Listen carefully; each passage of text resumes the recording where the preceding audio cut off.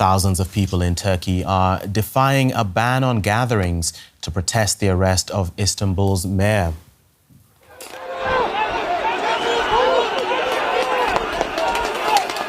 Police have fired tear gas and rubber bullets to disperse demonstrators in Turkey's biggest city. Ekrem Imamoglu was taken into custody on Wednesday on charges of corruption and aiding a terrorist group. But the opposition says his arrest is politically motivated as he's considered the top challenger to Turkish President Recep Tayyip Erdogan. Erdogan has dismissed the accusation as theatrics. For more, let's speak to Gonul, a senior fellow at the Middle East Institute in Washington, D.C. Good to have you with us. What's behind the timing of this arrest? Well, the main opposition party, the CHP, which Ekrem Imamoglu belongs to, is set to hold its presidential primaries on Sunday.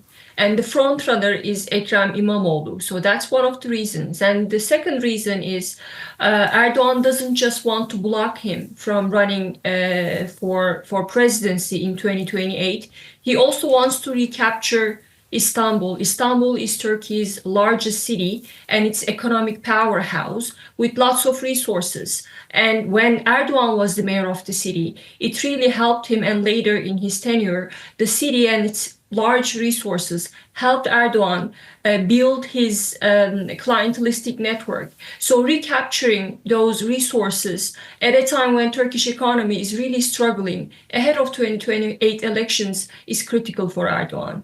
Yeah, as you mentioned, the elections are 2028, but what does this all tell us about the current state of the political climate?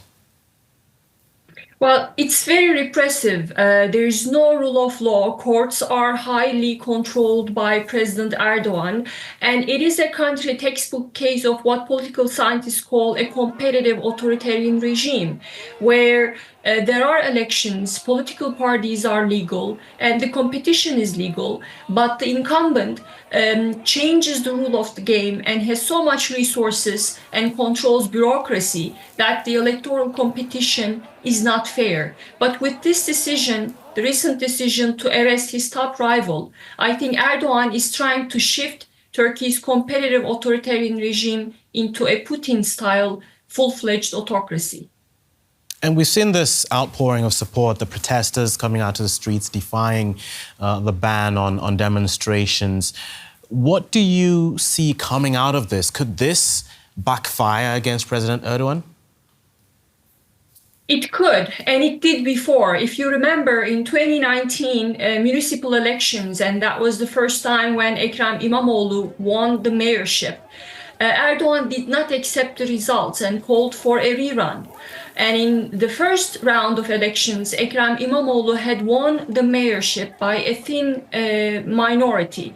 And in the second round, people got really frustrated with Erdogan's decision, thinking that this was using his powers to undermine democracy. So more people went to the ballot, and Ekrem Imamoglu ended up winning by even a bigger margin. So that tells us that these things can backfire. But this is not 2019. Turkey of 2025 is a country where repression is a lot stronger. Today, thousands of people are on the streets. And if you look at Turkey's history of popular protests, in 2013, again, hundreds of thousands of people took to the streets in protest of Erdogan's policies. But since then, Erdogan has made sure that these large-scale protests do not happen. So right now the protests are taking place, but these people are taking a huge risk. And are these protests the only tool or form of leverage the opposition has, or are they responding in other ways? Well, it's very repressive. There is no rule of law. Courts are highly controlled by President Erdogan. And the second reason is Erdogan doesn't just want to block him from running for presidency in 2028. He also wants to recapture Istanbul. So that's one of the reasons. And the second reason is No, pretty much street protests are, I see, is the only tool available to main opposition party, because we are talking about a country where there's no rule of law and the rules of the game can be changed on an autocrat's whim. So there is not that much that the opposition party can do in terms of they cannot go to the courts, they cannot use the legal framework. The media is under Erdogan's control. So one of the very few places that opposition parties control in terms of media outlets, they have to be very careful because they constantly face fines. So street protests, that's why, is one of the very few options available to both the political opposition and the popular opposition. Okay. Gonul Toll, Senior Fellow at the Middle East Institute in Washington, D.C. We appreciate your time and your insights. Thank you. Thanks for having me.